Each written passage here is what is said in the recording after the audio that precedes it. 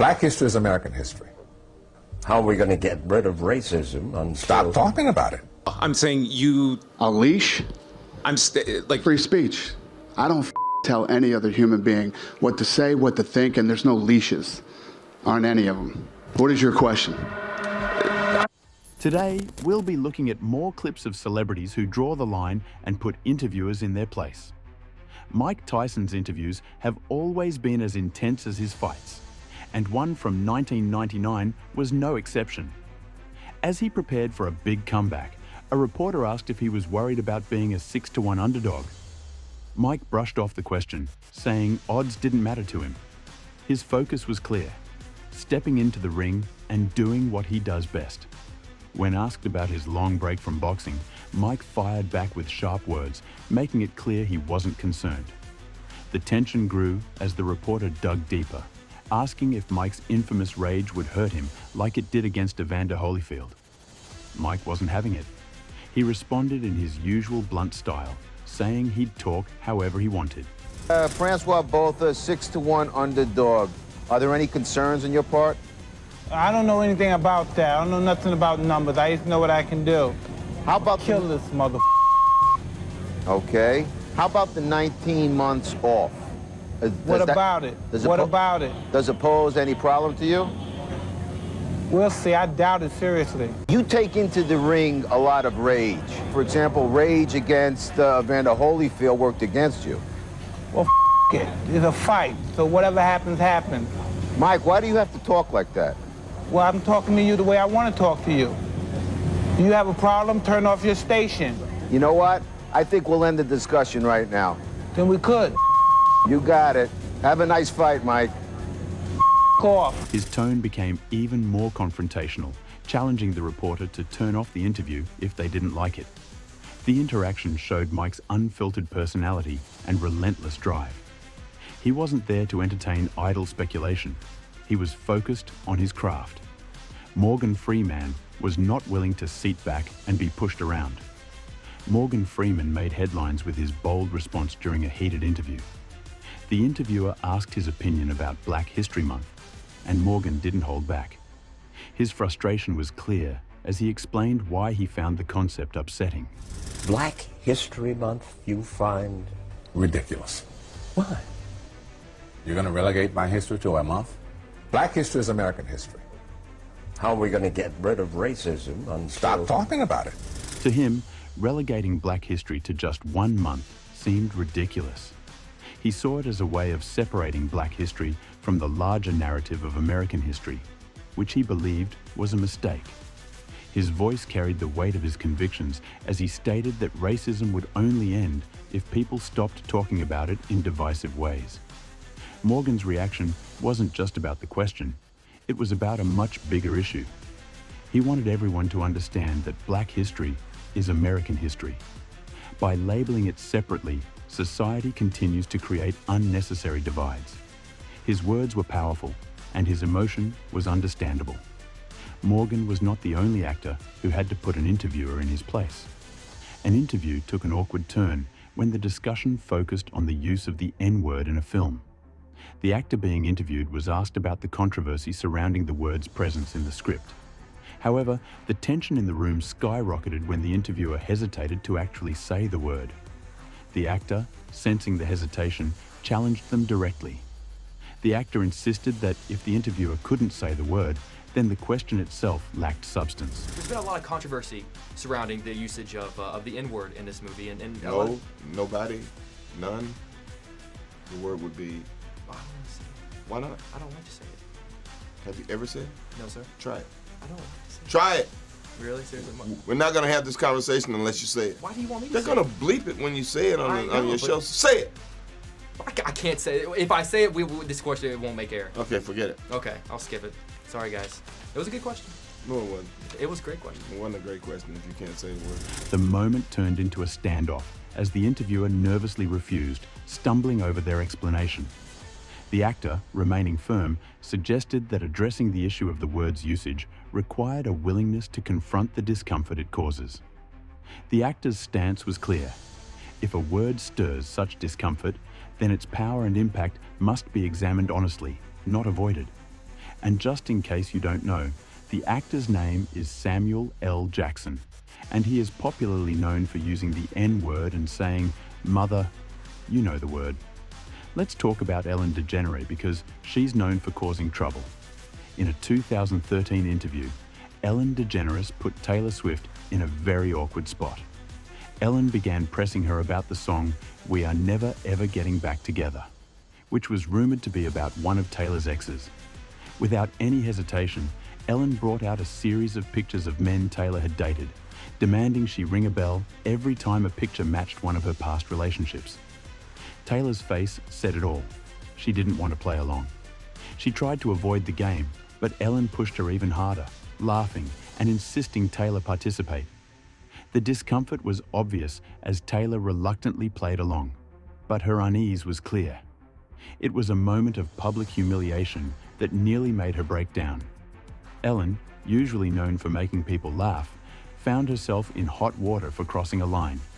She pushed too hard, forgetting that celebrities, like everyone else, have their limits when it comes to personal topics. In a 2008 interview, Ellen DeGeneres put Mariah Carey in an incredibly uncomfortable position. Rumors were swirling about whether Mariah was pregnant, but she made it clear she didn't want to discuss it.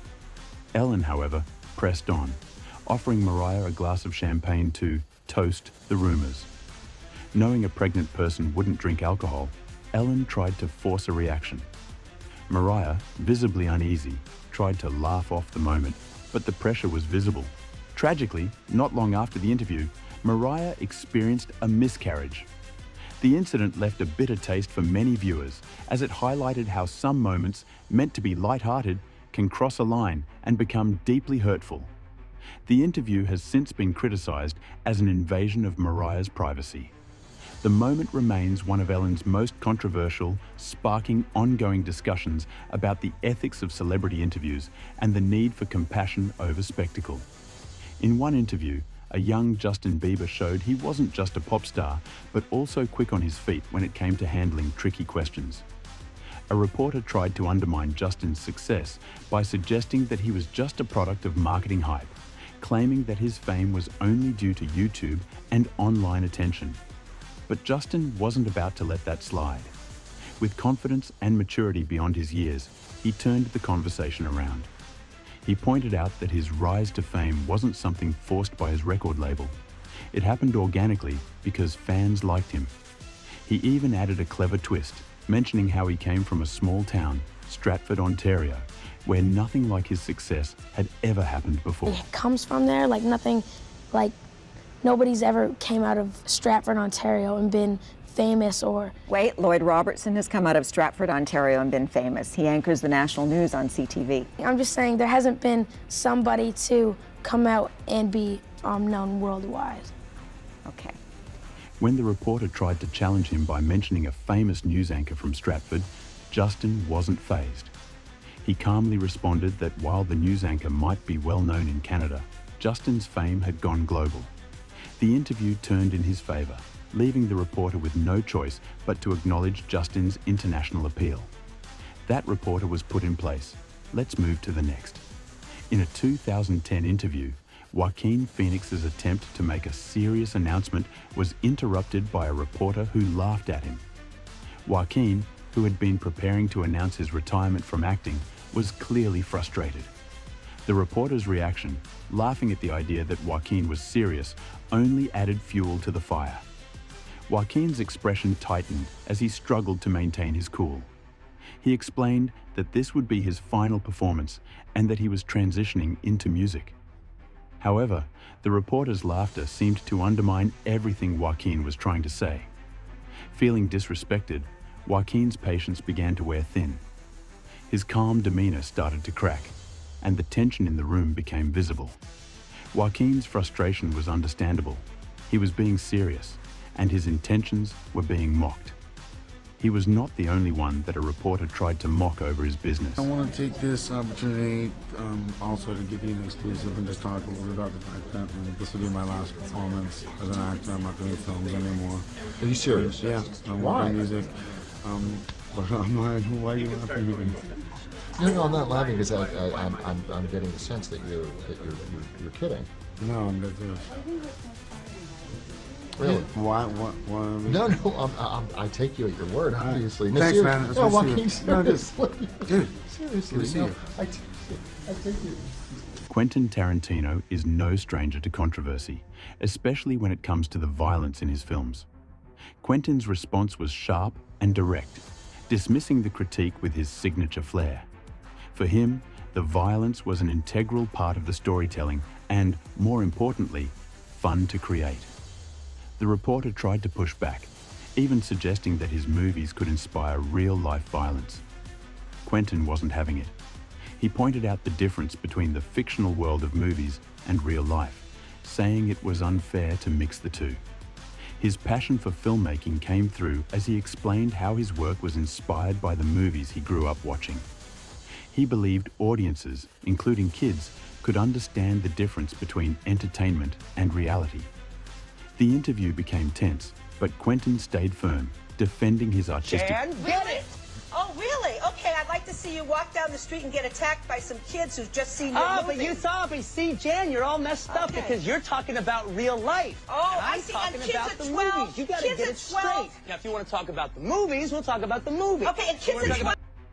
Dana White also had to stop a reporter for trying to stuff words down his mouth. Dana White doesn't sugarcoat anything, especially when it comes to how he runs the UFC. During a press conference, a reporter tried to suggest that Dana gives a long leash to his fighters, implying he allows them too much freedom with their words. Dana's reaction was immediate and fiery. He made it clear that he doesn't put a leash on anyone, nor does he try to control what people say or think. To him, free speech is a basic right, and his fighters are entitled to express themselves however they choose. The tension in the room rose as Dana pushed back, calling the question ridiculous. The reporter stumbled, trying to recover, but Dana had already made his point. He wasn't about to let anyone question his principles or the way he treats his fighters. Anybody a leash? Well, I'm saying you... A leash? like... Free speech.